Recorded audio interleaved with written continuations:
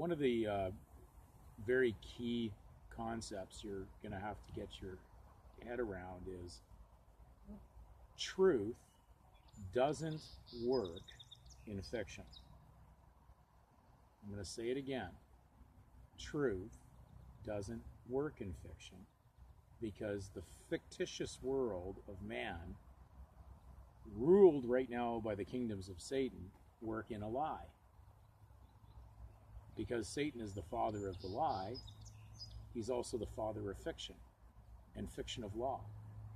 So when you're trying to get your head around the fact of taking out what is truthful out of what is fictitious, you're doing the right thing, because truth doesn't work for fiction, nor does it work in fiction.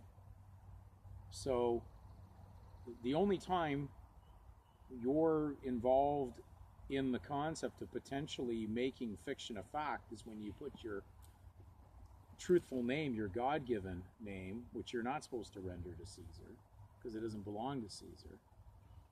Caesar has to be content with his fiction, and has to be content with the very thing that he's asked for, so that's what he gets.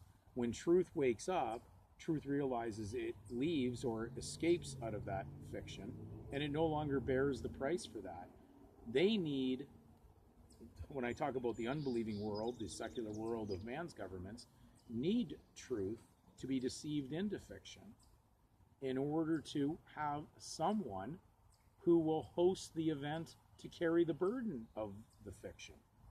And because the two are strangers to each other, we know that Scripture also told you in Proverbs that you would smart for it if you were surety for a stranger.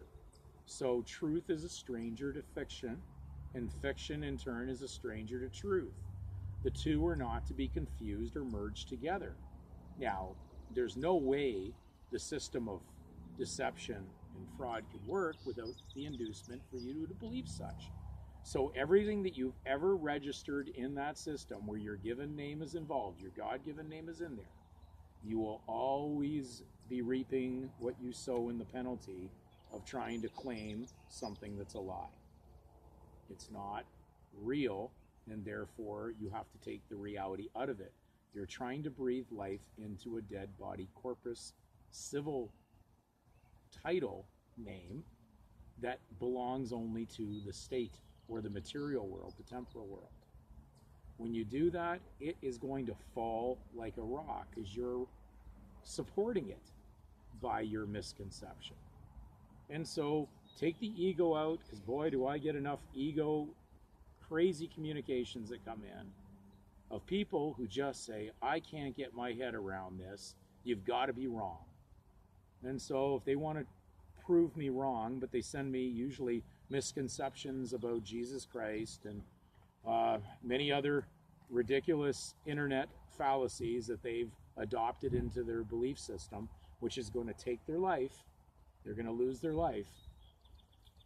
They have to be 100% for truth and stop in the misconception of embracing fiction. So we're here to break free from this, but you're never going to break free if you keep on clinging on, as Lot's wife was going to hold on to her material possessions, which took her life in the story of Sodom and Gomorrah. So when we grasp what is truth, it'll be easy to understand how that legal system operates and how you've only been interfering with it and robbing it by